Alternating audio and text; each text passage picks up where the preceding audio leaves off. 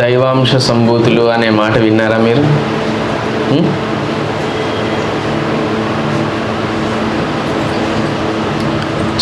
చిన్నపిల్లలు దేవుడితో సమానము అని, చంటి పిల్లలు. దానికి కారణం ఏమై ఉంటుంది అంటే కల్మషం లేని మనసు వల్ల వాళ్ళు పిల్లలు దేవుళ్ళు అని అంటుంటారు. నిజానికి పిల్లలు దేవుళ్ళు అనబడటానికి కల్మషం లేని మనసే అంటారా? కాదు. దానికి ప్రధాన కారణం ఏంటి అని అంటే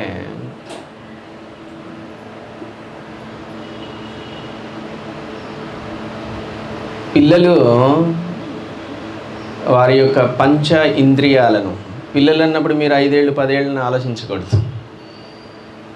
ఒక 6 నెలల వరకు పసితనము అనేటువంటి ఒక లక్షణం ఉంటుంది వారిలో. బిడ్డ పుట్టింది మొదలు 6 నెలల వరకు వారికి పంచ ఇంద్రియాల జ్ఞానము చాలా తక్కువగా ఉంటుంది. పుట్టింది మొదలు 6 నెలల వరకు వారికి కళ్ళకి రంగు కనపడదు. ఆ విషయం తెలుసా? 6 నెలలు వచ్చే వరకు పూర్తిగా చూపు అభివృద్ధి చెందదు. ఇంద్రియ జ్ఞానము, స్పర్శ అనేది కూడా చాలా తక్కువగా ఉంటుంది. ఇంద్రియ జ్ఞానాలన్నీ కూడా చాలా తక్కువ స్థాయిలో పనిచేస్తుంటాయి వాళ్ళలో. మీకు ఇంద్రియ జ్ఞానము ఏ అనారోగ్యము లేకుండా ఇంద్రియ జ్ఞానాన్ని మీరు కోల్పోతే అది దివ్యత్వం. అనారోగ్యాల కారణంగా మీరు ఆ యొక్క ఇంద్రియ జ్ఞానాన్ని కోల్పోతే అది నరకం. పసిపిల్లలలో వారి యొక్క ఇంద్రియ జ్ఞానము పనిచేయకపోవడానికి అనారోగ్యం ఏది కారణం కాదు. వారు ఇంద్రియ జ్ఞానాల కంటే అతీతమైన జ్ఞానంలో వాళ్ళు ఉంటూ ఉన్న కారణంగా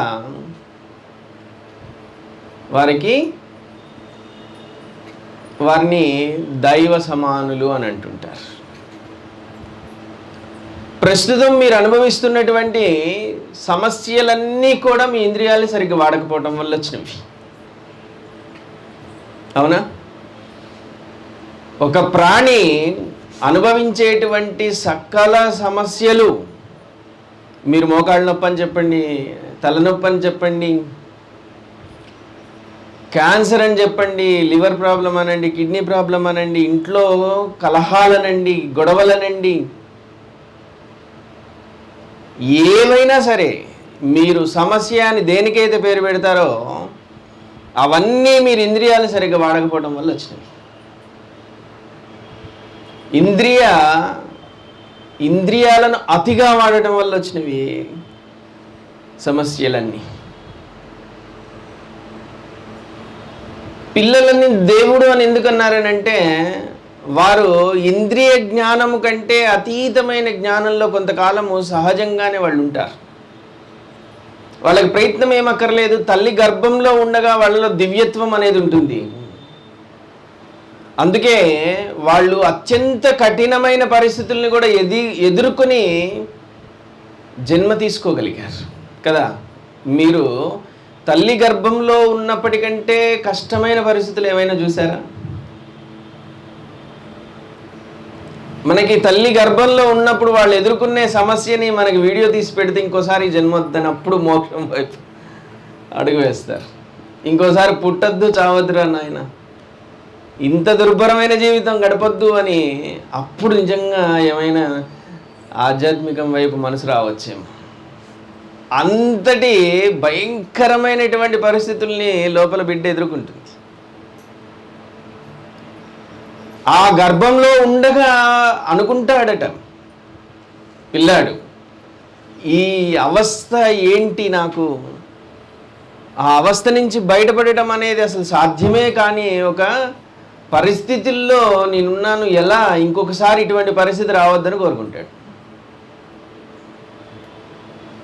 వాడికి ఆ జ్ఞానం ఉంటుందంటే ఇంకోసారి పుట్టొద్దని కోరుకుంటాడు. అటువంటి కఠినమైన పరిస్థితుల్లో కూడా ఆ పసిపిల్లవాడు జన్మ తీసుకుంటాడు, బ్రతికి బయటపడుతున్నాడు. కారణం ఏంటి అంటే వారు అత్యంత దైవికమైన శక్తితో అనుసంధానమై ఉన్నారు. గర్భం దాల్చినప్పుడు ఆ తల్లి జగన్మాతతో సమానమైనదిగా ఉంటుంది. అందుకే గర్భాశయము ఉన్నటువంటి స్త్రీ దైవాంశ సంభూతురాలనే కారణంతోనే ఆ గర్భము నేల కానకూడదు అని భూమి మీద ఎవరైనా సరే, సన్యాసం తీసుకున్నటువంటి యతీశ్వరుడైనా సరే నేల మీద పడి సాష్టాంగ నమస్కారం చేయాల్సిందే దైవానికి. లేదంటే వాళ్ళు చేసేటువంటి అర్చన, పూజ, జపము పూర్తి కాదు. సాష్టాంగ నమస్కారం ఇవ్వకపోతే అటువంటి యతీశ్వరుడికైనా తప్పలేదు సాష్టాంగ నమస్కారం. కానీ ఏ స్త్రీ సాష్టాంగ నమస్కారం చేయటానికి శాస్త్రం ఒప్పుకోలేదు. కారణం ఏంటి అని అంటే గర్భాశయం ఉన్నది ఇక్కడ, అది అత్యంత పవిత్రమైనది.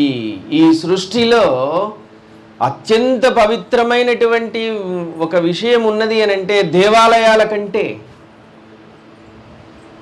వైద్యాలయాల కంటే, విద్యాలయాల కంటే అత్యంత పవిత్రతని కలిగి ఉన్నటువంటి ఒక దివ్యక్షేత్రం ఏదైతే ఉందో అది ఆ గర్భాశయము పొదిగి ఉన్నటువంటి శరీరము. కాబట్టి ఇది నేల కానద్దు అనే కారణంతో పంచాంగ నమస్కారమే ఉన్నది తప్ప స్త్రీలకి సాష్టాంగ నమస్కారం లేదు.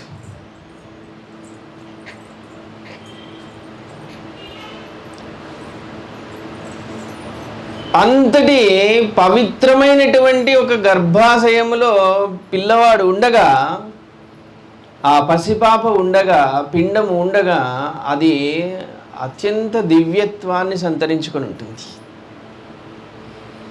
ఆ దివ్యత్వాన్ని కలిగి ఉన్న సమయములో ఆ దివ్యమైనటువంటి జ్ఞానం ఒకటి తనలో ప్రవేశించి ఆ దివ్య జ్ఞానం ఏదో తనలో పనిచేస్తూ ఉంటుంది. అది క్రమక్రమంగా జన్మ తీసుకున్న తర్వాత కూడా ఒక 6 నెలల పాటుగా ఆ దివ్యత్వం కొనసాగుతూ ఉంటుంది. ఆ కారణంగా పంచ ఇంద్రియాల యొక్క సుఖంతో వారికి పని లేదు. పంచ ఇంద్రియాలు అభివృద్ధి చెందకపోయినా వాడు ఊపిరి ప్రాణం పోసుకుని అలానే ఉంటాడు. కారణం ఏంటంటే అంత అవసరం లేని విషయం. పుట్టగానే తనలో పంచేంద్రియాల కంటే అతీతమైనటువంటి జ్ఞానం ఏదో ఉంది వాడిలో. ఆ జ్ఞానము పనిచేస్తూ ఉండగా మిగిలిన జ్ఞానంతో వాడికి అవసరం లేదు. అందుకని ఆ స్థితి ఎవరైతే పొంది ఉన్నారో ఆ పసితనము దైవ స్థితిగా పరిగణించబడింది. ఆ పసితనము అనుభవిస్తున్నటువంటి ఆ యొక్క పాపో భావో దైవాంశ సంభూతులుగా బాలవాక్కు బ్రహ్మవాక్కు అని అంటుంటారు. దైవాంశ సంభూతులుగా మనము ఆరాధిస్తూ ఉంటాం. అది కొందరిలో చాలా కాలం 6 నెలలకి పైన కూడా దివ్యత్వం అలానే కొనసాగుతుంది. 7 ఏళ్ళు 12 ఏళ్ల వరకు కూడా అవకాశం ఉంది. కానీ ఆ లోపే మనం పొల్యూట్ చేస్తాం పిల్లవాడిని. నువ్వు కావాల్సింది రావాలంటే మీ డాడీని పీకులాడురా అని చెప్తారు మీరు.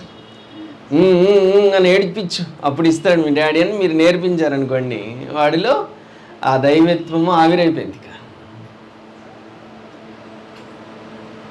వాడిని సాధించుకోవటం కోసం మీరు అడ్డగోలు ఇవన్నీ నేర్పించేశారనుకోండి, మీ నాయనమ్మ దగ్గరికి వెళ్ళినప్పుడు నువ్వు రాను అని చెప్పు ఆమె పిలుస్తుంటే, అమ్మమ్మతో ఫోన్ మాట్లాడు, నాయనమ్మతో మాట్లాడకు. నాయనమ్మ ఫోన్ చేస్తే వాడి ముందే చెప్తూ ఉంటాం, వాడు నిద్రపోతున్నాడని చెప్పేస్తారు. వీడికి అర్థమవుతుంది అమ్మకి నాయనమ్మతో మాట్లాడటం ఇష్టం లేదు.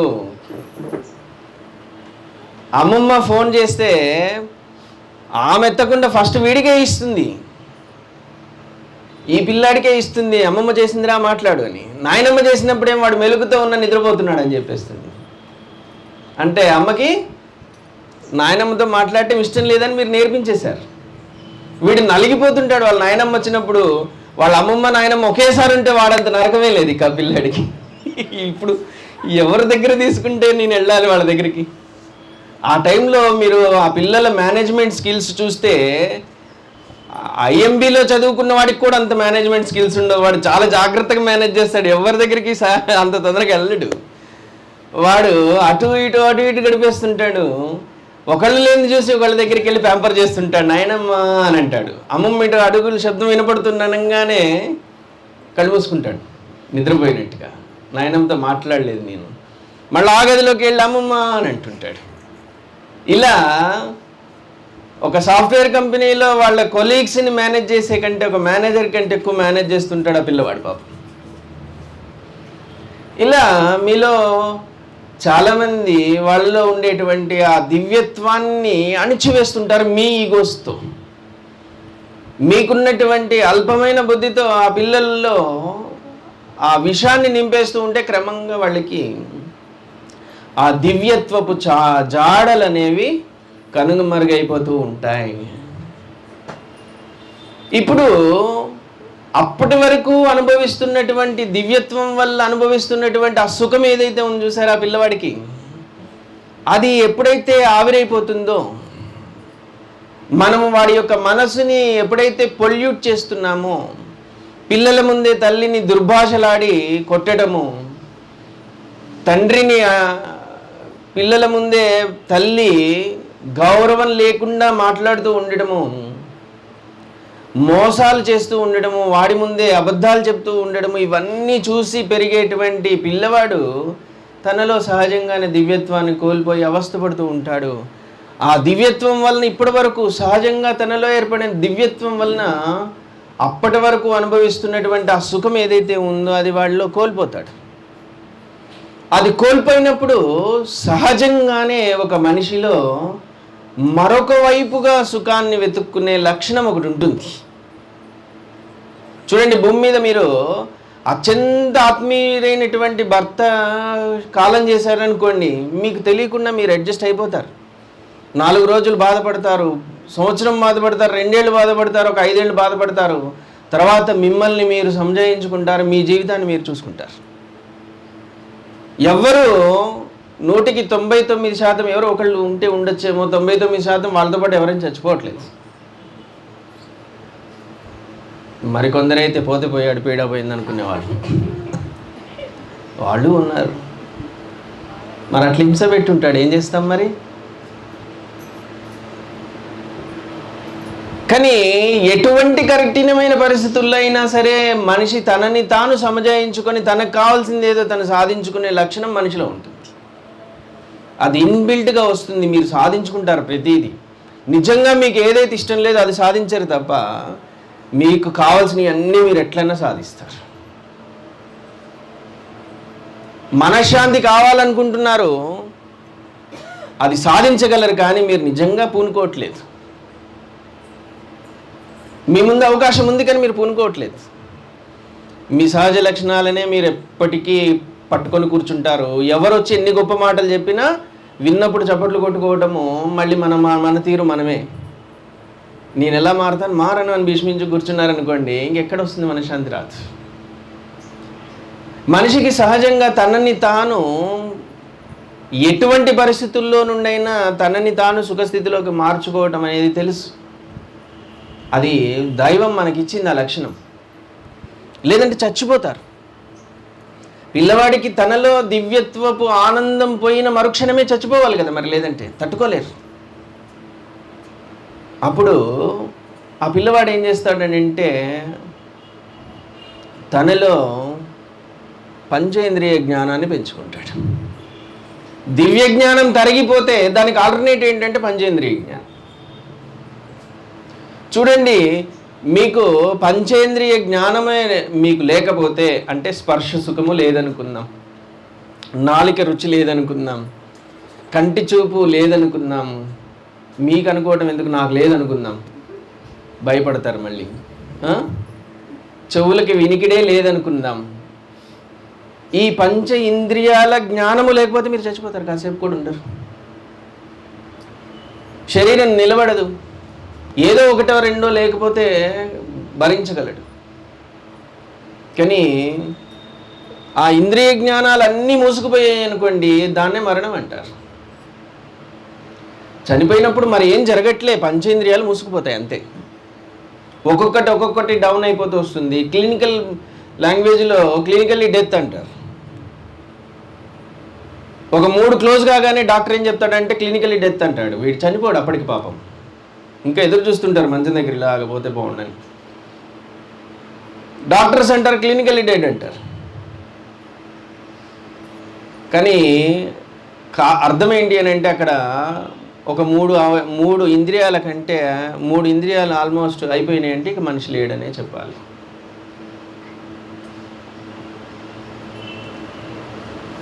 అట్లా మీలో పంచ ఇంద్రియాల జ్ఞానము అనేది మీరు కోల్పోతే,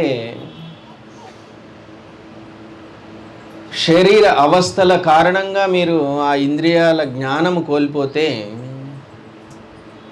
క్రమంగా ప్రాణం అనేది క్షీణించిపోతుంది మనలో. దానికి తగిన యాక్టివిటీ ఉండదు ప్రాణానికి.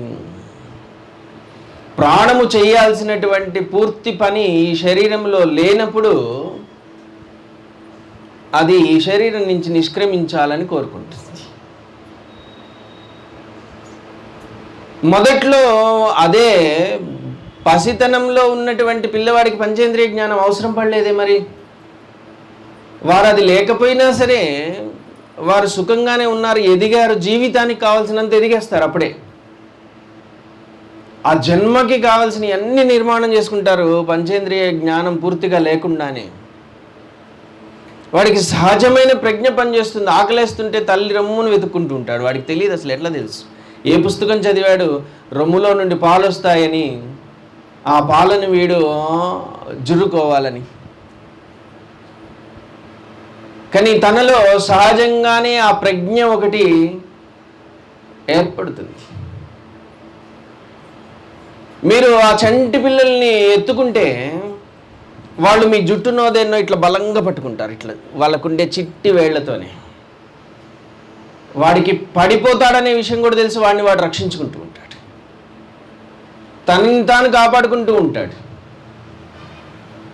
మీరు 6 ఏళ్ల వయసులో వాడికి ఈ టేబుల్ని ఎత్తే బలం కూడా ఉంటుంది, అంత బలంగా ఉంటారు వాళ్ళు. అవసరం ఏర్పడితే దాన్ని కూడా తీసి ఇసిరి కొడతారు, అంత పట్టుంటుంది వాళ్ళ లోపల చేతుల్లో, అమితమైన బలం ఉంటుంది. మొన్న ఈ మధ్యలో ఒక వీడియో బాగా ప్రజల్లో తిరిగింది. పుట్టగానే పిల్లల్ని డాక్టర్లు ఇలా పైకి అరచేతిలో పైకెత్తి వాడిని వీపు మీద ఇట్లా చరచడం కోసం పైకెత్తితే వాడిని ఏ ఉయ్యాల్లో అయితే పడుకోబెట్టారో ఆ ఉయ్యాలను వాడు ఇట్లా పట్టుకొని వాడు ఉయ్యాలతో పాటు లేచాడు. వీళ్ళేమో పొట్ట కింద చేయబెట్టి పైకి లేపారు. ఆ పిల్లవాడు అప్పుడే పుట్టిన పసిపిల్లవాడు ఉయ్యాలని కూడా లేపారు. వీడు బాహుబలి అని చెప్పేసి వీడియోలు తిప్పేశారు. అంటే తనని తాను రక్షించుకోవడానికి కావాల్సినటువంటి ప్రజ్ఞ వాడిలో పనిచేస్తూ ఉంటుంది. అబ్బా, ఒక్కరోజు గంటలు కూడా కావట్లేదు వాడు పుట్టి, తల్లి చేతిలో కూడా పెట్టలేదు. తల్లి చేతిలోకి ఇద్దాము, బయట వాళ్ళ అమ్మమ్మకి తాతయ్యకి చూపిద్దాము అని తీసుకువెళ్దాం అనుకుని ఆ పిల్లవాడిని పొట్ట కింద చేయబెట్టి డాక్టర్ లేపితే వాడు ఉయ్యాలతో పాటు లేచి వచ్చాడు. అంత బలం ఎక్కడి నుంచి వచ్చింది ఆ వ్యక్తిలో? ఆ చంటి పిల్లవాళ్ళు అంత బలం ఎక్కడి నుంచి వచ్చింది? అసలు వాడిని వాడు రక్షించుకోవాలనేటువంటి ప్రజ్ఞ ఎట్లా పనిచేసింది లోపల? అంత తెలివి ఎలా వాడిలో ఉద్భవించింది? గంటలు కూడా గడవని ఆ పసికందుకి. అటువంటి ప్రజ్ఞ నీలో, నీ జీవితాన్ని నువ్వు రక్షించుకోవటానికి కావాల్సినటువంటి ప్రజ్ఞాపాఠవాలు అత్యంత పసితనంలోనే నీకున్నాయి. కారణం ఏంటి అంటే తెలివికి అతీతమైనటువంటి ప్రజ్ఞ ఒకటి, నీకు దైవిక ప్రజ్ఞ అనేటువంటిది ఒకటి ఆ పసికందులో పనిచేస్తూ ఉంది. ఎప్పుడైతే తెలివితేటలు పెరిగాయో అది ఆవిరైపోతుంది ప్రజ్ఞా శక్తి మనలో కోల్పోతాం. ప్రజ్ఞా బలము మనలో కోల్పోతే కష్టాలు వచ్చి పడతాయి. జస్ట్ మీరు తెలివితో విషయాలను మేనేజ్ చేయగలరు, కానీ మీరు విషయాలను శాసించలేరు. మీరు బాగా తెలివితేటలతో బాగా నడపగలిగితే కుటుంబాన్ని బాగున్నట్టుగా ఉంటుంది. ఎక్కడైనా తెలివి మిస్ అయిందనుకోండి, అత్యంత వైభవాన్ని చూసిన కుటుంబాలు కూడా కుప్పగొలిపోయినటువంటి ఎన్నో ఉన్నాయి చరిత్రలో. తెలివి ఎక్కడైనా పప్పులో కాలేయచ్చు, కానీ ప్రజ్ఞానబడేటువంటి మహాశక్తి ఏదైతే ఉందో అది నిన్ను ఒక గొప్ప స్థితిలోకి అది తీసుకువెళ్తుంది. అది నువ్వు పెరగగా అది కూడా నీకు ఆవిరైపోతూ ఉంటుంది. దివ్యత్వం అనేది నీలో ఆవిరైపోతూ ఉంటుంది. అది ఆవిరైపోతూ ఉంటే, ఆ బాల్యంలో ఉన్నటువంటి దివ్యత్వం ఆవిరైపోతుంటే దాని ప్లేస్లో రీప్లేస్మెంట్ చేసుకోవటం కోసం మనము ఇంద్రియ జ్ఞానం అనేదాన్ని పెంచుకుంటూ వెళ్ళిపోతాం. ఆ ఇంద్రియ జ్ఞానము పెరుగుతూ వెళ్తే మీకు ఎప్పుడు ఏదో రుచి కావాలనిపిస్తుంది, ఏదో స్పర్శ కావాలనిపిస్తుంది, ఎప్పుడు ఏదో వినాలనిపిస్తూ ఉంటుంది. ఇవేమీ లేకపోతే పిచ్చి పట్టినట్టుగా అనిపిస్తుంది. చూడండి, మీ సమస్య అంతా మీ ఇంద్రియాలే. శరీరంలో అనారోగ్యం వచ్చిందని తెలుసు, ఏది తింటే అనారోగ్యం పెరుగుతుందో తెలుసు, కానీ ఆగలేం. అలవాటు పడ్డ ప్రాణం కదండి, స్వీట్ ఆపలేకపోతున్నామని తినేస్తారు. షుగరు అమాంతం పెరిగిపోతూ ఉంటుంది. అది పెరిగిన ప్రతిసారి మళ్ళీ హాస్పిటల్కి పరుగులు పెట్టేసి మళ్ళీ ఇంజక్షన్లు పొడిపించేసుకొని జన్మలు ఇంకోసారి మైసూర్పాకు తినొద్దనుకుంటారు. మళ్ళీ ఇంటికి వెళ్ళగానే ఈ జనాలు మంచోళ్ళ, అసలు మిమ్మల్ని పలకరించడం కోసమని స్వీట్లు పట్టుకొని వస్తారు. నా తప్పేముంది, మన తప్పేముంది? ప్రేమగా తెచ్చారు, మనం తినకపోతే ఎలా? షుగర్ ఇంజెక్షన్ చేయించుకొని వచ్చిన మనము ఇంటికి రాగానే వాళ్ళు పలకరించడానికి వచ్చిన వాళ్ళు స్వీట్లు తీసుకొస్తే మనం తినేస్తాం. వాళ్ళని కాదనకూడదు కదా, మంచివాళ్ళం మనం. తప్పేదైనా ఉందంటే వాళ్ళది, మంది కాదు. తినేస్తాం. మళ్ళీ పరుగు పెట్టుడే. ఒక వారం రోజులు చూసి మళ్ళీ హాస్పిటల్కి పరుగు పెట్టడం. ఏంటి అని అంటే, డాక్టర్ గారు ఏమైనా స్వీట్లు తిన్నామంటే అబ్బాబే చెయ్యి అసలు ఈ విషయంలాగా చూస్తాను నేను అంటారు. చెప్పరు. అనారోగ్యము వేధిస్తుంది అన్న మన నాలుకని మనం ఆపలేం.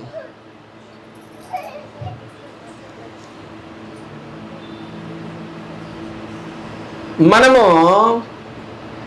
అతిగా కబుర్లు చెప్పుకోవటం వల్ల మనసు పాడైపోతుందమ్మా అని అంటే ఒకరి చెవులు ఒకరు కొరుక్కోకుండా ఉండలేం.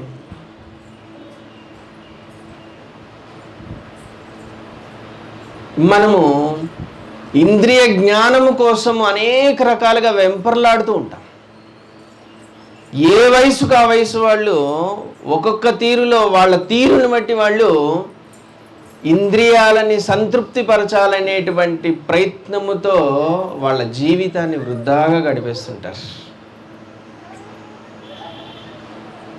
ఇంద్రియాలని సంతృప్తిపరచాలనే క్రమములో ఇంద్రియాలని అతిగా వినియోగించిన కారణంగా వాళ్ళలో జీవము బలహీనపడిపోతుంది.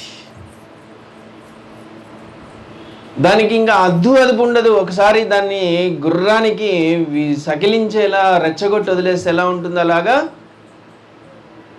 ఇంద్రియాలు పరుగు పెడుతూ ఉంటాయి. ఒక్కొక్కళ్ళకి ఒక్కొక్క తీరులో వాటిని ఇంద్రియ సౌఖ్యాన్ని పొందాలని చూస్తుంటారు. ఇదంతా దేని వల్ల జరిగిందంటే బాల్యములో వాడికి ఉన్నటువంటి ఆ దివ్యత్వము త్వరగా తరిగిపోయింది. బాల్యపు దివ్యత్వపు జాడలు ఎక్కువ కాలం నిలిచేలా మనం కాపాడగలిగితే పిల్లల్ని, వాళ్ళు తక్కువ హింసకి గురవుతూ ఉంటారు, వాళ్ళు తక్కువ హింసా ప్రవృత్తి కలిగిన వాళ్ళుగా ఉంటారు పెద్ద అయ్యేసరికి. వాళ్ళ యొక్క పసితనాన్ని తొందరగా పోగొట్టామనుకోండి మన యొక్క తెలివితేటలతో, వాళ్ళలో ఉన్న దివ్యత్వాన్ని త్వరగా ఆవిరి చేశామనుకోండి, వాళ్ళలోని హింసా ప్రవృత్తి ఎక్కువగా అయిపోతుంది. సమాజంలో వాళ్ళు హింసా ప్రవృత్తి కలిగిన వాళ్ళుగా ఉన్నారు. ఇప్పుడు మీరు చూసేటువంటి సమాజంలో యాంటీ సోషల్ ఎలిమెంట్స్ అనబడేటువంటి వాళ్ళందరూ కూడా వాళ్ళ యొక్క పసితనాన్ని త్వరగా కోల్పోయిన వారే.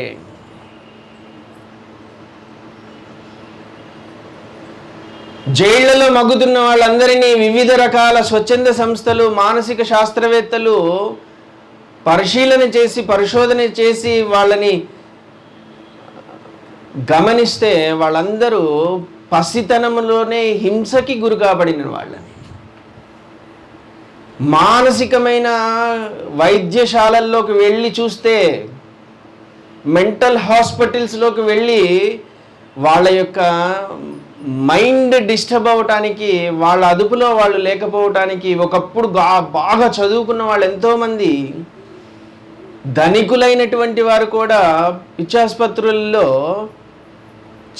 చేతులకి గొలుసులు, కాళ్ళకి గొలుసులు వేసి వాళ్ళకి కింద నుంచి పై దాకా గౌన్ ఒకటి తగిలించేసి వాళ్ళని ట్రీట్మెంట్స్ ఇస్తుంటారు వాళ్ళకి. ఇది నిజంగా సినిమాల్లోనే కాదు, బయట కూడా అటువంటి పరిస్థితులు ఎదుర్కొంటున్న వాళ్ళు ఉన్నారు.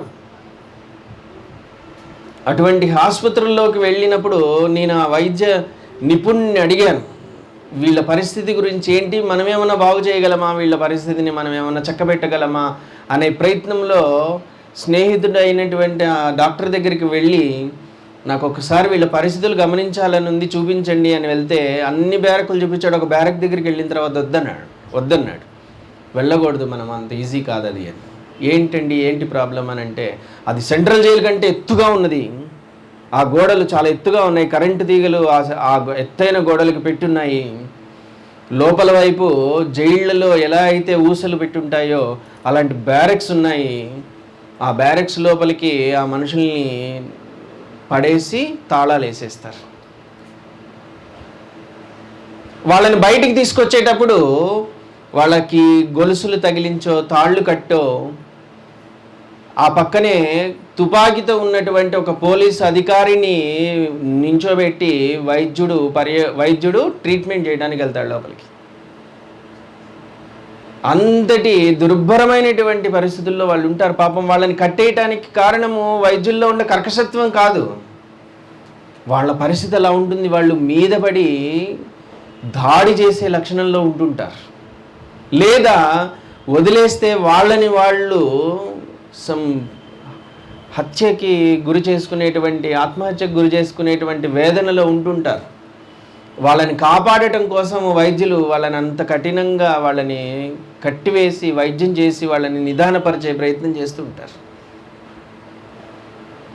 అంతటి మానసికమైనటువంటి రుగ్మత రావడానికి కారణాలు ఏమై ఉంటాయని నేను వారిని అడిగితే, వైద్యుడని వాళ్ళు బాల్యంలో ఎదుర్కొన్నటువంటి తీవ్రమైనటువంటి మానసిక క్షోభ,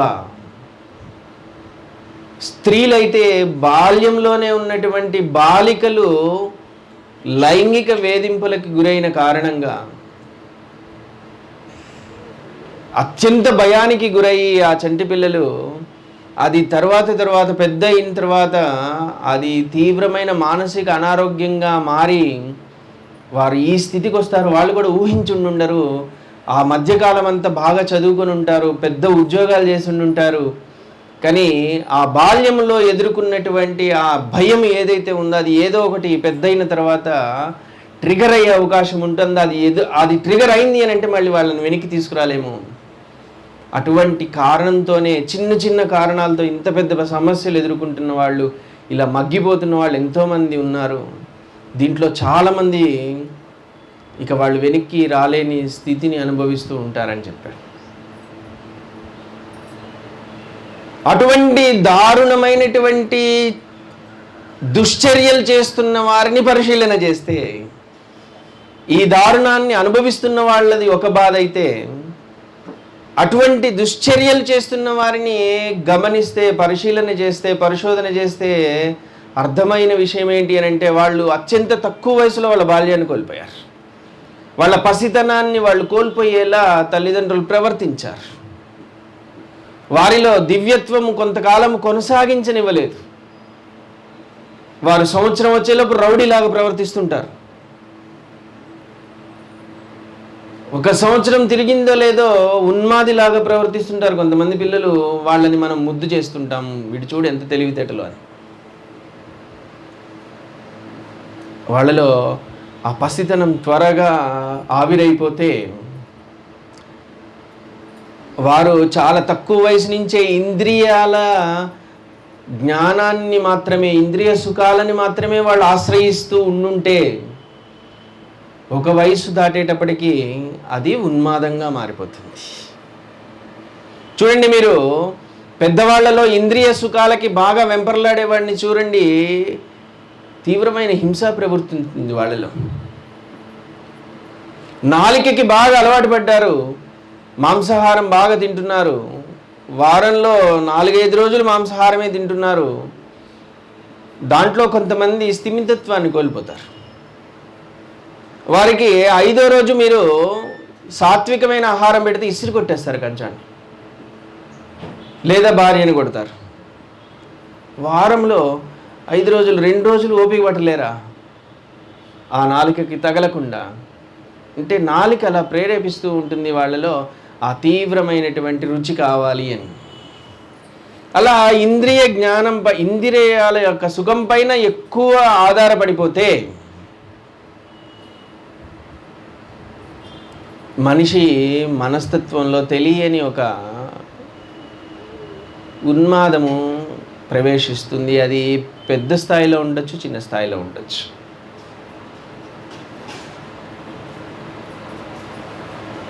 ఆ ఇంద్రియ సుఖాలకి మాత్రమే అలవాటు పడిపోయినటువంటి మనిషి కొంతకాలం తర్వాత ఒక పీరియడ్ దాటే వరకు, ఒక 50 ఏళ్ళు 60 ఏళ్ళు వచ్చే వరకు కేవలం ఇంద్రియ సుఖాలపైన మాత్రమే ఆధారపడి, ఆ తర్వాత ఇంద్రియాలు కూడా మొరాయించడం మొదలుపెట్టిన తర్వాత బ్రతికి ఉండగా నరకాన్ని అనుభవిస్తూ ఉంటారు. మనిషి మనస్సులో కలిగేటువంటి ఒంటరితనము అనేటువంటి భావన మీ చుట్టూ మనుషులు లేకపోవడం వల్ల రాలేదు, గమనించండి. మీరు ఒంటరితనంతో ఆ నరకాన్ని అనుభవిస్తున్నటువంటి మనుషులని మీరు గమనిస్తే వాళ్ళ చుట్టూ మనుషులు లేక కాదు, వారి చుట్టూ స్నేహితులు లేక కాదు, బంధువులు లేక కాదు. వారు అనుభవిస్తున్నది కారణము, ఒకప్పుడు ఇంద్రియాలు ఎంత వేగంగా పనిచేశాయో, ఆ ఇంద్రియాల ద్వారా ఎంత సౌఖ్యమైతే లభించిందో, అది ఆ ఇంద్రియాలు కఠినంగా మారిపోయాయి, సుఖాన్ని ఇవ్వటం లేదు. తిందామనంటే నాలుకేం రుచించడం లేదు, విందామనంటే ఓపిక చచ్చిపోయింది, చూద్దామంటే చూపు మందగించింది, సుఖంగా పడుకుందాము, స్పర్శ హాయిగా అనుభవిద్దాము అని అంటే మనసులో గందరగోళం పెరిగి నిద్ర రావడం లేదు. ఇలా ఇంద్రియ సుఖాలన్నీ మనల్ని వెక్కిరించి వెనక్కి వెళ్ళిపోయినప్పుడు మనలో ఒక భయంకరమైనటువంటి అభద్రత, ఒంటరితనము అనేది ప్రవేశిస్తుంది. అది ప్రవేశించిన తర్వాత దినము ఒక గండంగా మారుతుంది. చనిపోయాక కాదు మన నరకాన్ని అనుభవించేది, బ్రతికి ఉండగా మనం ప్రాణం విడిచిపెట్టడానికి దగ్గర పడుతూ ఉండగా మన యొక్క ఇంద్రియాలు వెనుతిరగటం మొదలుపెట్టిన తరువాత మనలో ఒక భయము, ఒక అభద్రత, ఒక ఒంటరితనము అనేటువంటి దుస్థితులు మనలోకి ప్రవేశిస్తాయి. మొదట్లో ఇంద్రియాల అవసరం లేనప్పుడు పిల్లవాడు చాలా గొప్పగా ఎదిగాడు. అత్యంత కఠినమైన పరిస్థితుల్లో కూడా తనని తాను రక్షించుకునే ప్రజ్ఞ వారిలో పనిచేసింది. కానీ ఈ వృద్ధాప్యానికి వచ్చేటప్పుడు కూడా ఇంద్రియాలు పనిచేయవు. బాల్యంలో లాగానే ఇంద్రియాలకి సుఖం పెద్దగా తెలియదు. బాల్యంలో ఎలా అయితే స్థితి ఉందో అదే స్థితి ఉంది. కానీ అక్కడ దివ్యత్వం ఉన్న కారణంగా ఇంద్రియ సుఖం అవసరం పడలేదు. కాబట్టి ఇంద్రియ సుఖం లేకపోయినా వాడు గొప్పగా ఎదిగాడు. ఇక్కడ అనారోగ్యము కారణంగా ఈ యొక్క ఇంద్రియ సుఖం కోల్పోయాను. అందుకని అక్కడ ఎదిగిన నువ్వు ఇక్కడ తరిగిపోతూ ఉంటావు, క్షీణించిపోతూ ఉంటావు. అలా క్షీణించిన కారణంగా క్రమక్రమంగా క్షీణ దశకి చేరి ఆ క్షీణ స్థితిలో మనం ప్రాణాన్ని విడిచిపెడితే అది తరువాత జన్మలు నరకప్రాయంగా మారడానికి కారణమవుతాయి. అందుకే ఆధ్యాత్మికమైనటువంటి అనుభవం ఉన్నవారు పూర్వము నుండి ఋషులు, యోగులు, మునులు పరితపిస్తున్నటువంటి విషయం ఏంటి అని అంటే, నువ్వు ఇంద్రియాలు బలంగా ఉన్నప్పుడే ఇంద్రియాలకు అతీతమైన ఒక సుఖాన్ని నువ్వు పరిచయం చేసుకో అని చెప్తున్నారు. ఇంద్రియాలు బలహీనపడిన తర్వాత నువ్వు పొందుదామన్న ఆ సుఖం దొరకదు. అందరూ చేసే తప్పదే. నేను అన్ని రిటైర్డ్ అయ్యాక చూద్దాంలేండి, ధ్యానం, యోగం ఇవన్నీ తర్వాత సంగతి, ఇప్పుడు ఎందుకు మాకు. పొరపాటున ఎవరైనా చేస్తుంటే కూడా అలాంటి ప్రయత్నాలు, పిచ్చిపట్టింది ఆ పిల్లానికేమన్నా, సంపాదించుకునే వయసులో నువ్వు యోగము, ధ్యానము అని అంటావు, చెప్పేవాళ్ళు బాగానే ఉన్నారు, విన్నానికి నీకు బుద్ధి లేదా అని. అంటే సమాజం అంతా ఎప్పుడు నిన్ను పాడు చేయాలనే ప్రయత్నం చేస్తూ ఉంటే, నువ్వు ఆ ట్రాప్లో పడిపోతుంటే మరి నరకాన్ని అనుభవిస్తావు. ఇంద్రియాలు గుర్రములా ఎగిరి పడుతున్న రోజుల్లోనే, బలంగా పనిచేస్తున్న రోజుల్లోనే ఇంద్రియాలకు అతీతమైన సుఖాన్ని నువ్వు దానికి పరిచయం అవ్వకపోతే, అది వెక్కిరించడం మొదలుపెట్టిన తర్వాత జీవితం నిన్ను వెక్కిరిస్తున్నట్టుగా ఉంటుంది. ఎందుకు బ్రతికున్నాను రా అని అనిపిస్తూ ఉంటుంది. అందుకే ఇంద్రియము పనిచేస్తుండగా, ఇంద్రియ సుఖం తెలుస్తూ ఉన్న రోజుల్లోనే తిరిగి నువ్వు పసితనములో ఏదైతే దివ్యత్వాన్ని అనుభవించావో, తల్లి గర్భములో ఏదైతే దివ్యత్వాన్ని నువ్వు ఆధారంగా చేసుకొని బ్రతికావో, అటువంటి దివ్యత్వపు స్థితిని నువ్వు పొంది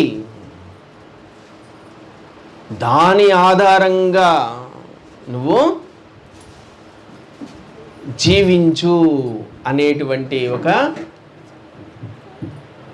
ఆలోచన మనకి పూర్వీకులు కల్పించారు. దాని యొక్క ఆలోచన నుంచి పుట్టిందే సన్యాసము అనేది. సన్యాసి రోగిష్టి కాదు, బ్రహ్మచారి రోగిష్టి ఏం కాదు, తనకి ఇంద్రియ సుఖాలు తెలియనివి కాదు, అర్థం కానివి కాదు. కానీ ఇంద్రియ సుఖాల కంటే అతీతమైన దాన్ని స్పర్శించాలి, అనుభవించాలి అనే కారణంతో తను ఇంద్రియ సుఖాల మాయలో పడతాడేమో, దాన్ని అధిగమించుకుంటూ ఆ ఇంద్రియాల కంటే అతీతమైన సుఖాన్ని ఇవ్వగలిగేటువంటి ఒక దివ్యత్వము అనే స్థితిలోకి వెళ్ళటానికి తన జీవితాన్ని వెచ్చిస్తాడు. అంత ఇంపార్టెన్స్ ఉంది ఆ యొక్క దివ్యత్వపు అనుభవానికి. ఈరోజు మీరు బొట్టు పెట్టుకొని రోడ్డు మీద తిరుగుతున్నారు అని అంటే, ఒకప్పుడు సన్యసించినటువంటి ఆ యొక్క సన్యాసుల యొక్క తెగింపే కారణం. ఇవాళ చూడండి, అన్యమతాస్తులు మీరు బొట్టు పెట్టుకొని వెళ్తుంటే ఎగతాళి చేసేటువంటి సమూహం తయారైపోయింది. గుడికి వెళ్ళొస్తుంటే మిమ్మల్ని ఎగతాళి చేసే సమూహం తయారైంది. మీరు పూజించే దేవుళ్ళని ఎగతాళి చేసే సమూహం తయారైంది. మీరు ఇప్పుడు అనుభవిస్తున్నటువంటి ఈ స్థితి ఒక 1000 సంవత్సరాల క్రితమే ఇంకా తీవ్రమైన నరక స్థితి అనుభవించే వాళ్ళేమో ఒకవేళ ఆ యొక్క సన్యాసులు వాళ్ళ జీవితాన్ని త్యజించి సన్యసించి దైవం గురించి మనకు చెప్పకపోతే, ఆ సన్యసించినటువంటి వారు దివ్యత్వపు సుఖాలను దాటి, పంచేంద్రియాల సుఖాలను దాటి దివ్యత్వాన్ని పొందటం అనేటువంటి మార్గం చూపించకపోతే మనము ఇంకా ప్రాపంచిక వెంపర్లాటలో పడి ఒకరినొకరిని పొడుచుకొని చచ్చిపోదు మేము. ఇప్పుడు జరుగుతున్నటువంటి మారణకాండాలన్నీ కూడా దేనికోసం జరుగుతున్నాయి ఒకసారి ఆలోచించండి. పంచ ఇంద్రియాల సుఖాలను పొందడం కోసం.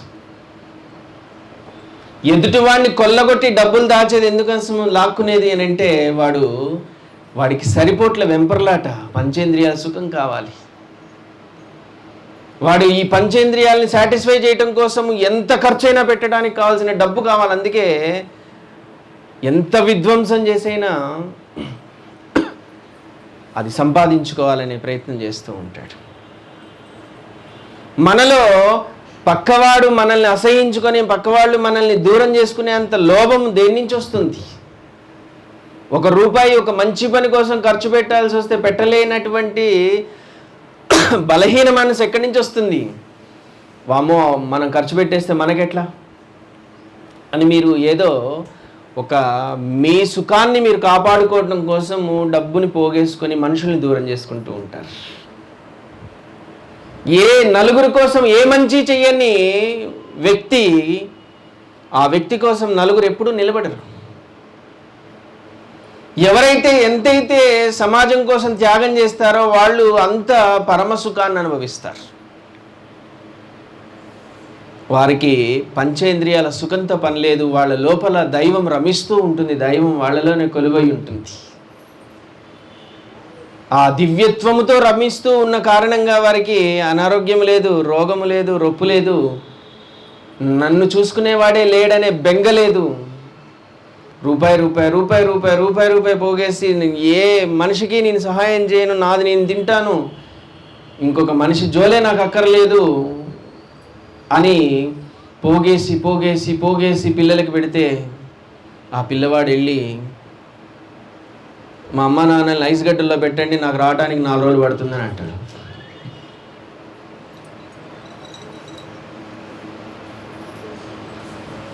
ఆ వచ్చేలోపు ఏడ్చేదంతా అయిపోతుంది. ఎయిర్పోర్ట్కి వెళ్ళే వరకు సరిపోతుంది. ఎయిర్పోర్ట్ నుంచి మర్చిపోతాడు అసలు పోయిన సంగతి కూడా, మళ్ళీ దిగినాక గుర్తొస్తుంది. ఈలోపు ఏరోప్లేన్లో వాడు ఇచ్చే స్నాక్స్ గురించి ఆలోచిస్తూ ఉంటాడు. నూడిల్స్ బాగున్నాయి బాగాలేదని ఆలోచిస్తుంటాడు. దిగినాక ఎక్కడో ఇంటికి దగ్గరలోకి వస్తున్నప్పుడు మళ్ళీ గుర్తుకొస్తారు, మా నాన్న ఐస్ గడ్డల్లో ఉన్నాడే అని. అందుకోసం నువ్వు పోగేశావు. ఇంకొక మనిషిని ఇముడ్చుకోలేదు నువ్వు జీవితంలో. ఇంకొక మనిషిని నువ్వు దగ్గరికి తీసుకోలేదు. సమాజం కోసం అసలు ఆలోచించలేదు, తెగించలేదు, త్యాగం చేయలేదు. చివరికి ఒక ఒంటరితనంతో చచ్చిపోతారు. 99% మనుషులు ఒంటరితనంతోనే చచ్చిపోతారు.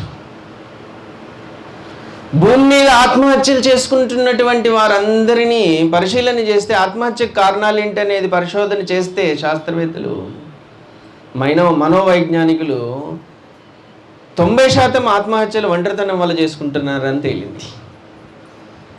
మిగిలినవి అప్పుల బాధలను, అనారోగ్య సమస్యలను, కుటుంబ కలహాలను, ఇంకా ఇతరత్ర కారణాలతో ఆత్మహత్యలు చేసుకుంటున్నారు.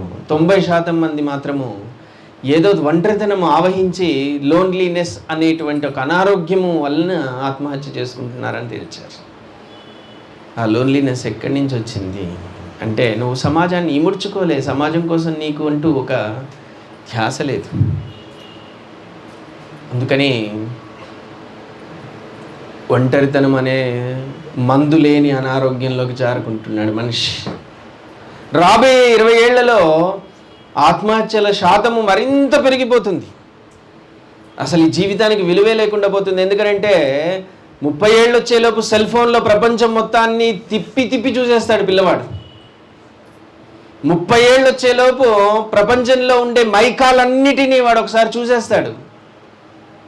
తర్వాత ఎలా సేద తీరాలో, ఎలా తృప్తి చెందాలో తోచక పిల్లవాడు పిచ్చి పట్టి చచ్చిపోతాడు, ఆత్మహత్య చేసుకుంటూ ఉంటాడు. 30 ఏళ్లకే జీవితం ముగిసిపోయినట్టు అనిపిస్తూ ఉంటుంది. ఎందుకనంటే ఈ వేగవంతమైనటువంటి ప్రపంచంలో వేగముగా అన్నీ చవి చూడాలనే తాపత్రయంతో అన్నీ అందుబాటులో ఉండి అన్నిటినీ 30 ఏళ్లలోపు చూసి 30 ఏళ్ల తర్వాత ఎలా సుఖించాలో తెలియక, ఇంద్రియాలు తగినంత సుఖాన్ని ఇవ్వక మొద్దుబారిపోయి బీడీ తాగేవాడు, సిగరెట్ తాగేవాడు, చుట్ట తాగేవాడు, గంజాయి తాగేవాడు, డ్రగ్స్ తీసుకున్న తర్వాత ఏంటో తెలియక, ఎలా సుఖించాలో తెలియక, మనసుని ఎలా తృప్తిపరచాలో తెలియక పిచ్చి పట్టి ఉన్మాదులుగా మారి చుట్టూ ఉండే వాళ్ళని హతమార్చటము, లేదా వాళ్ళని వాళ్ళు హతమార్చుకునే సమాజం పెరిగిపోయే అవకాశం ఉంది. ప్రాపంచికత పెరుగుతూ ఉంటే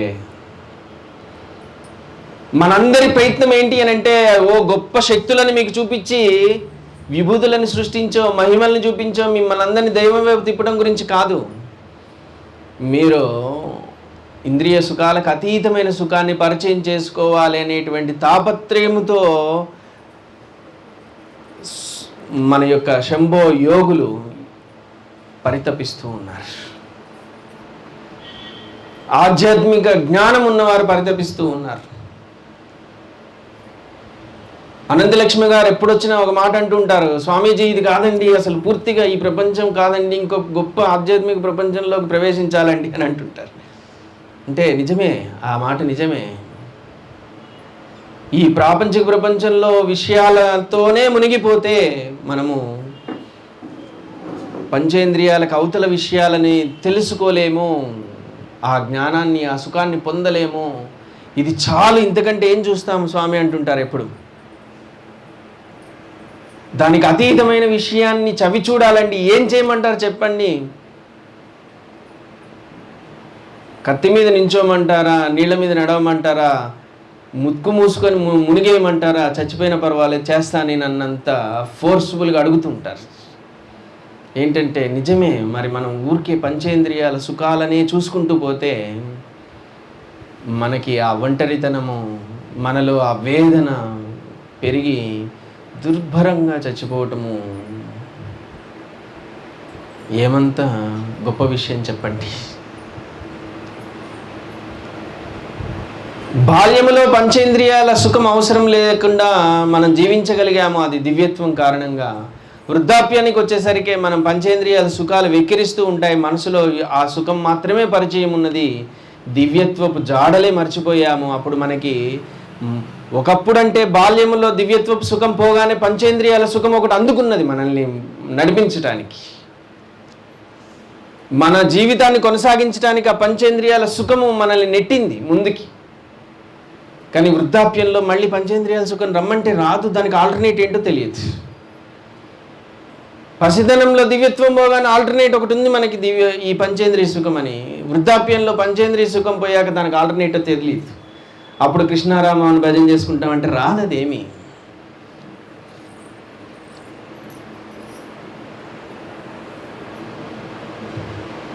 అందుకే త్వరపడండి.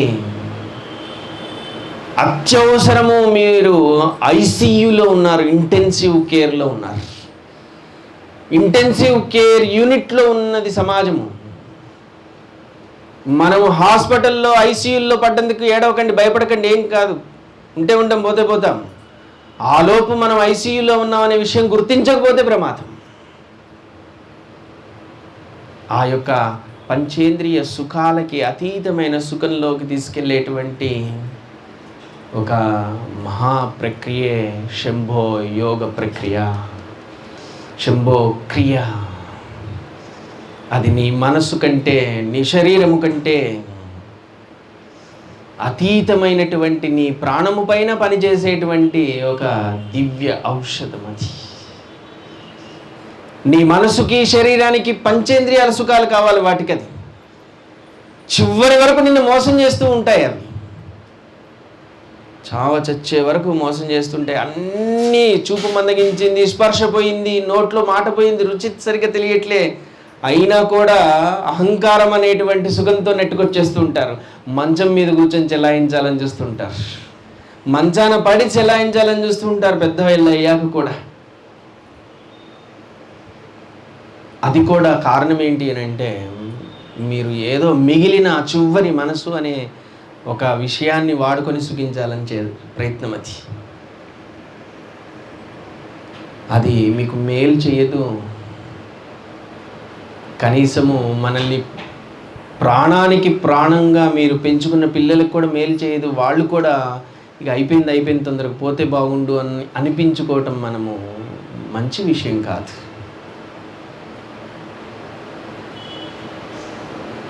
అందుకే మీరు ఇంకా స్పృహలో ఉన్నారు, అదృష్టవంతులు. ఇంకా మీరు నడవగలుగుతున్నారు, అదృష్టవంతులు. ఇంకా మీరు చూడగలుగుతున్నారు, అదృష్టవంతులు. ఇంకా మీ మనసు మంచి విషయాలను గ్రహించగలుగుతుంది, అదృష్టవంతులు. ఇప్పటికైనా మేల్కొని ఆ యొక్క దివ్య జ్ఞానాన్ని పట్టుకోవడానికి ప్రయత్నం చేయండి. ఈ వెంపర్లాటలన్నిటినీ కాస్త పక్కన పెట్టి. అందుకే మనము ఊరా వాడవాడ తిరుగుతూ విన్నా వినకపోయినా ఎగతాళి చేసిన పాపం అనంతలక్ష్మి గారు 10 సార్లు బతిలాడినా సర్లే అమ్మ ఫోన్ చేస్తేనే భయపడిపోయే వాళ్ళు ఉంటారు నాకు తెలిసి. ఎందుకంటే ఫోన్ చేసి రామ్మ మంచి విషయం ఎందుకని రామ్మ, మిస్ అవుతామమ్మా రామ్మ అని బతిలాడుతుంటే పిచ్చిదానిలాగా చూస్తున్న వాళ్ళు ఉండొచ్చు. నిజంగా ఆమె కాదు పిచ్చిది, ఆమెను అవాయిడ్ చేస్తున్న వాళ్ళు పిచ్చివాళ్ళు. ఎందుకంటే ఏంటో దాని మర్మం ఏంటో, దాని యొక్క అంతర సూక్ష్మమైనటువంటి ఆ యొక్క విలువేంటో తెలుసుకొని వచ్చిన వాళ్ళే అదృష్టవంతులు అనుకోవాలి. అహంకారం అలా చేస్తుంది. ఏం చేస్తాం, మాకు ఇవి బాగున్నాయి, సంతోషం బాగుంటాయి, కాదనటం లేదు. ఎవరికి సుఖం కాదు, పంచేంద్రియాలు అందరికీ సుఖమే.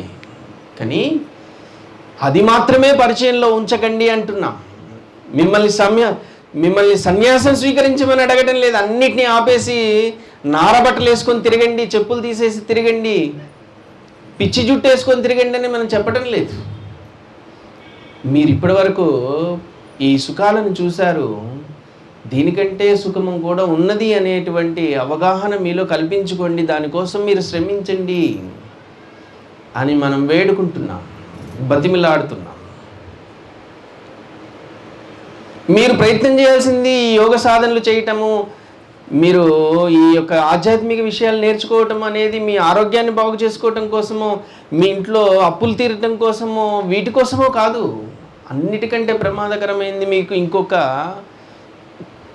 ఈ పంచేంద్రియాల జ్ఞానానికి మించినటువంటి సుఖము, పంచేంద్రియాల సుఖాలకి మించిన సుఖం ఒకటి ఉందనే తెలుసుకోకపోవటము పెద్ద అనారోగ్యం. దానికోసం కృషి చేయాలి మనం.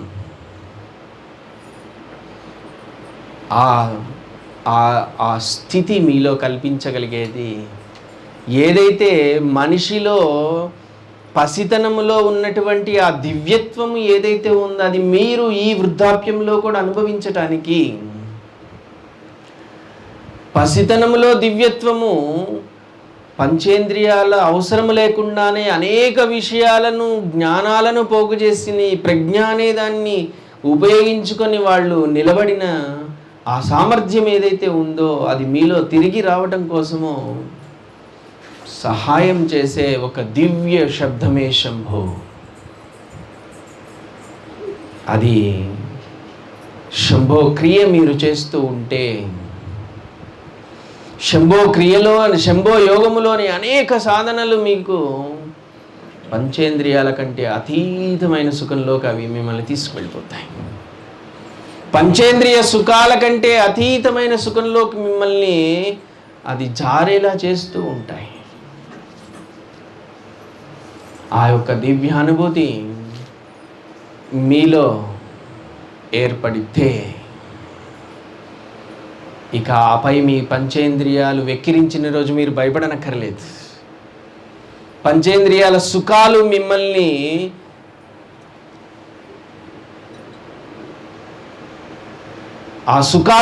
వెక్కిరించిన రోజు మీ శరీరం అవస్థలని గురి చేస్తున్న రోజు మీరు భయపడాల్సిన అవసరం లేదు. మీరు ఈ యొక్క పరమ సుఖాన్ని మీరు ఒకసారి చవి చూస్తే, పరమ సుఖాన్ని, పరమ ఆనందాన్ని చవి చూస్తే, అందుకే క్రియని మీరు చెయ్యండి. అందమైన స్త్రీ ఏదైనా ఫంక్షన్కి వెళ్తుంటే తనకి పోటీ అయిన స్త్రీ వస్తుంటే ఏమైనా వెళ్తున్నావు అంటే చేసి నేను వెళ్ళట్లేదు దానికి అని ఉంటుంది. ఎందుకంటే ఇద్దరు ఒక దగ్గర వస్తే పడదు, అది రాకుండా ఉంటే నేనే హైలైట్ అవుతాను. ఉన్నారా లేదా?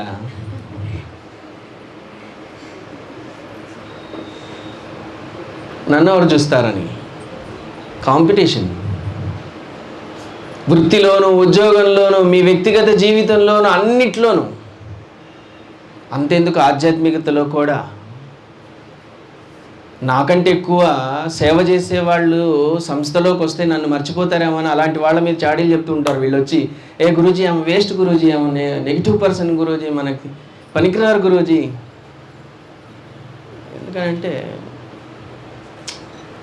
వాళ్ళ స్థానం చెదిరిపోతుందేమో అని. ప్రతి దగ్గర నిన్ను నువ్వు మోసం చేసుకుంటున్నావు తప్ప నువ్వు గెలవటం లేదు.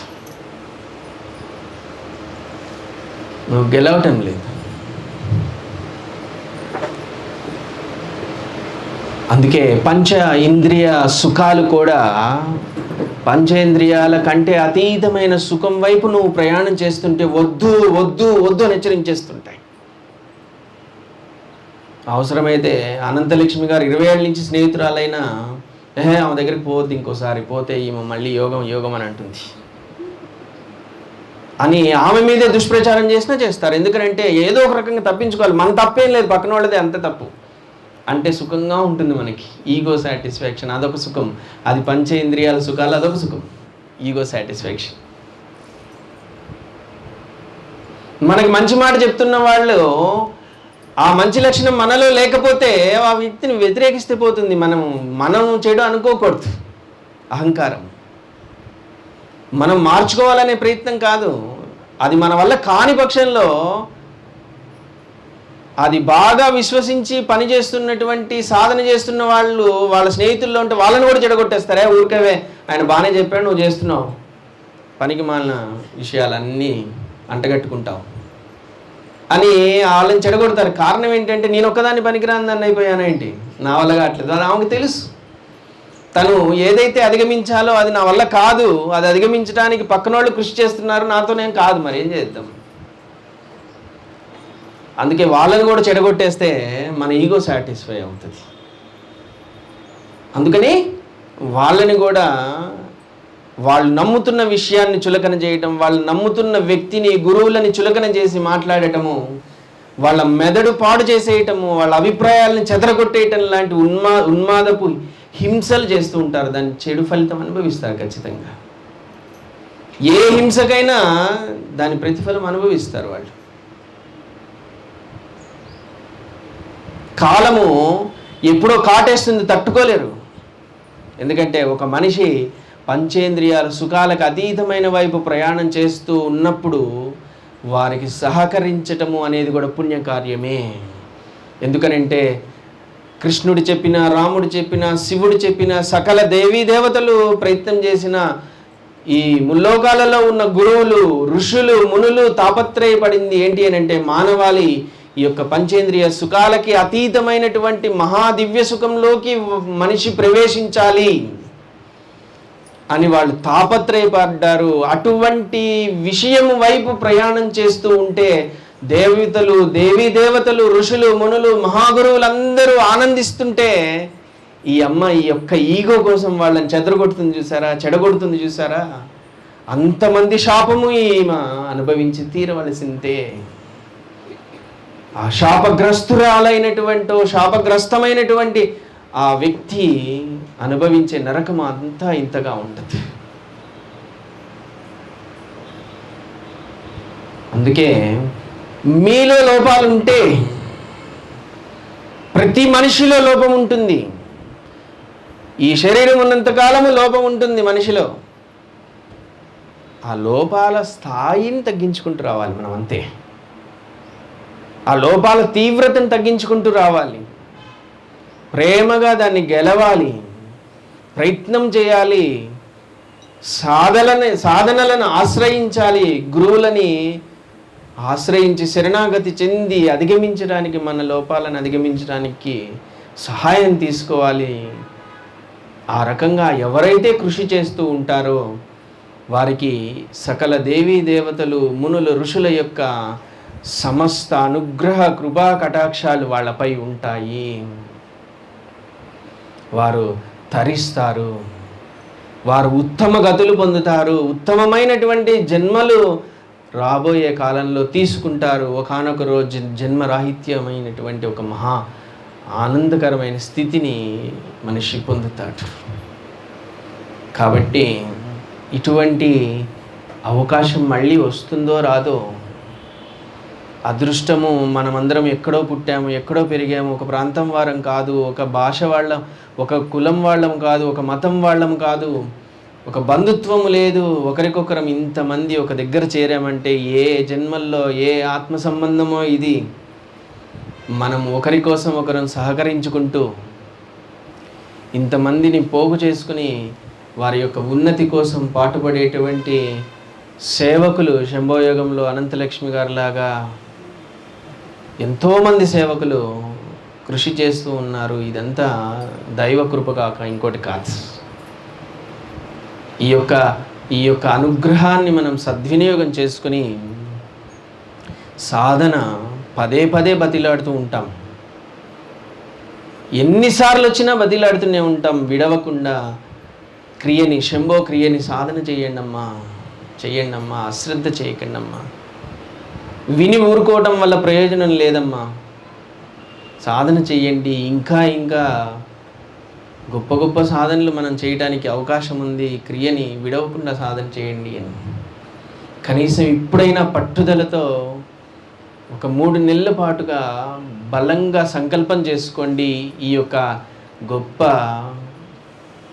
గురువులందరూ హర్షిస్తున్న ఈ సమయంలో, సూక్ష్మ రూపంలో ఋషులు వచ్చి సభలో చేరి ఆనందిస్తున్నటువంటి ఈ సమయంలో, దేవీ దేవతలు మన యొక్క ప్రయత్నాన్ని చూసి సంతోషిస్తున్నటువంటి ఈ అద్భుతమైనటువంటి ఈ సమయంలో మీరు ఆ దేవతలని వేడుకోండి, గురువులని వేడుకోండి, నేను విడవకుండా క్రియని సాధన చేసే పటుత్వాన్ని, బలాన్ని నాకు ప్రసాదించండి అని.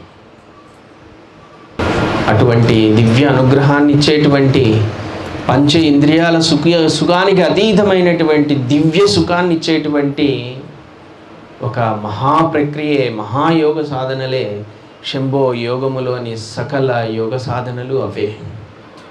కాబట్టి వాటిని బలంగా విశ్వసించండి, పట్టు చిక్కించుకోండి, సాధన చేయండి, దానికి ప్రాధాన్యత ఇవ్వండి. నిరంతరము ఆ యొక్క సత్సంగాలలో పాల్గొంటూ ఉండండి. అటువంటి సాధన చేస్తున్న వారితో కలవండి, అనుభవాలు పంచుకోండి, సహాయాన్ని పొందండి వాళ్ళ నుండి.